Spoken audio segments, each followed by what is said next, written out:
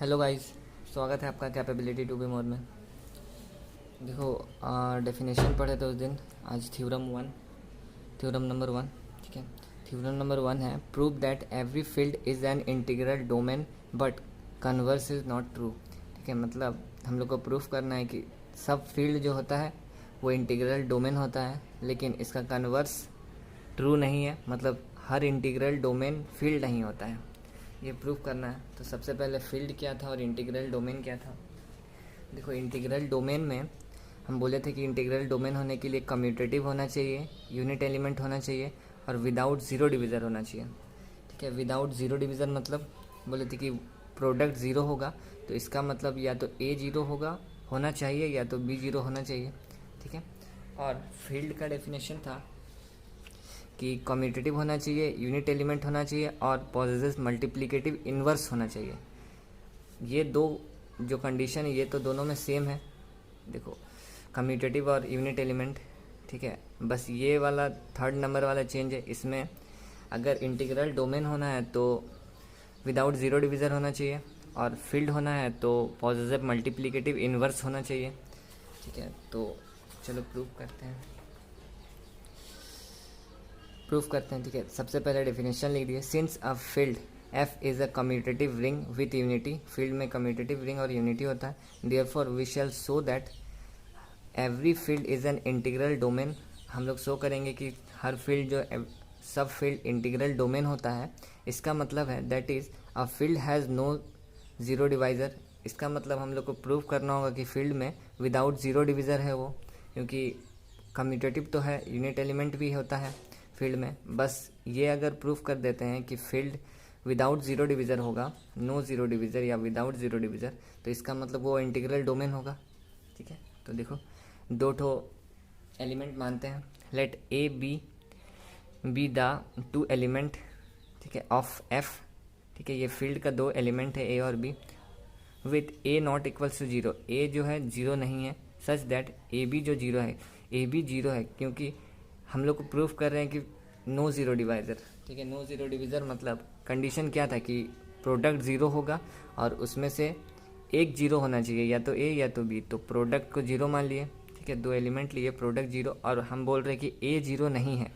ठीक है, तो इसका मतलब हम लोग को दिखाना होगा कि बी जो है वो जीरो होगा। ठीक है, तो सिंस ए, और एक बात, अगर कोई सेट में या कोई रिंग में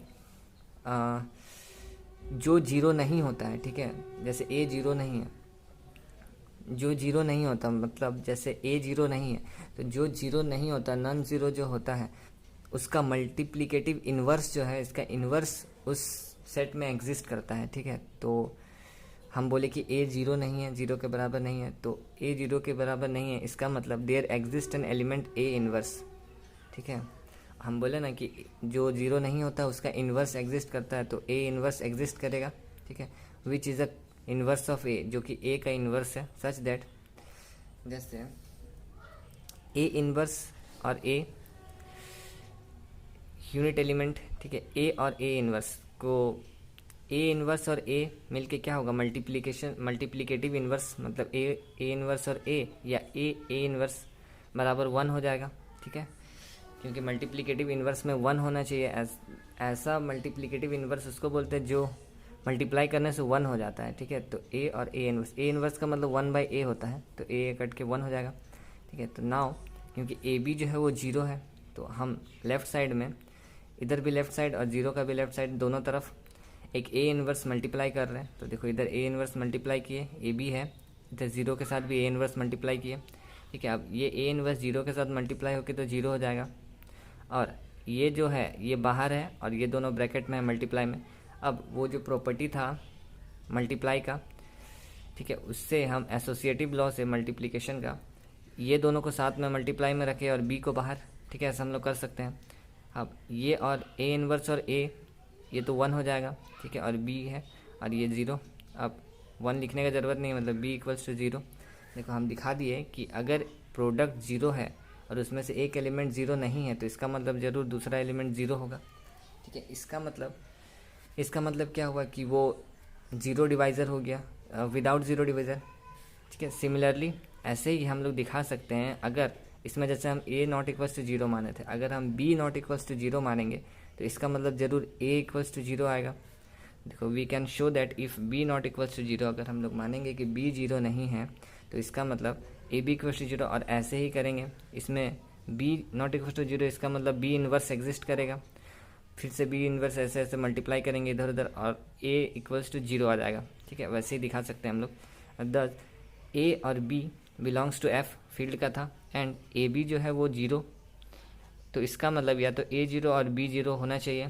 तो ऐसा अगर ये कंडीशन किसका है कि हैज़ ज़ीरो डिवाइज़र, जिसमें विदाउट ज़ीरो डिवाइज़र का कंडीशन है ये कि ए बी ज़ीरो हुआ, अगर तो या तो a जीरो होगा या तो b जीरो, और हम लोग दिखा दिया अगर a जीरो नहीं है तो b जीरो है, और अगर b जीरो नहीं है तो a जीरो है, ठीक है। इसका मतलब field has no zero divisor, इसका मतलब ये जो फील्ड है, जो हम लोग फील्ड को इंटीग्रल डोमेन दिखाने बोला है, उस फील्ड में has no zero without zero divisor वाला कंडीशन काम कर रहा है, ठीक है। इसका मतलब हम बोलेंगे every field is an integral domain, ठीक है। ये प्रूफ हो गया कि एवरी फील्ड जो होता है वो इंटीग्रल डोमेन होता है।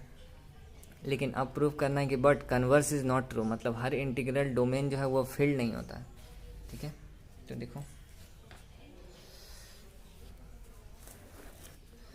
देखो कन्वर्स, ठीक है। हम लोग अब प्रूफ करने वाले हैं कि कन्वर्स जो है वो ट्रू नहीं है। इसका मतलब एक एग्जांपल लिए हैं। Now we shall show that the converse is not true by an example, ठीक है।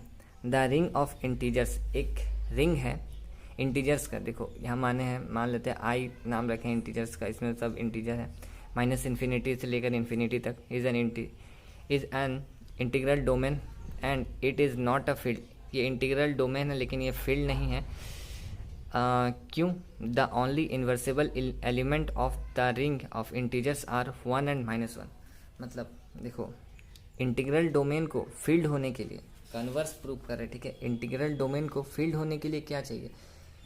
दो कंडीशन तो दोनों में सेटिस्फाई करता है, ठीक है। कॉम्यूटेटिव और हैज़ नो यूनिटी एलिमेंट वाला, लेकिन बस थर्ड वाला जो है वो चेंज है। इसमें इंटीग्रल डोमेन में विदाउट ज़ीरो डिवीज़र होता है और फील्ड में होता है कि पॉजेसेस मल्टीप्लिकेटिव इन्वर्स, मतलब इसमें जितना भी एलिमेंट होगा सबका इन्वर्स एग्जिस्ट करना चाहिए, तब हम बोलेंगे कि वो फील्ड है। लेकिन हम इसमें जैसे हम इंटीजर का लिए हैं एक रिंग, तो इसमें सबका मल्टीप्लिकेटिव इन्वर्स एग्जिस्ट नहीं कर रहा है। इन्वर्सिबल एलिमेंट देखो सिर्फ वन और -1 का ही एग्जिस्ट करेगा। क्यों?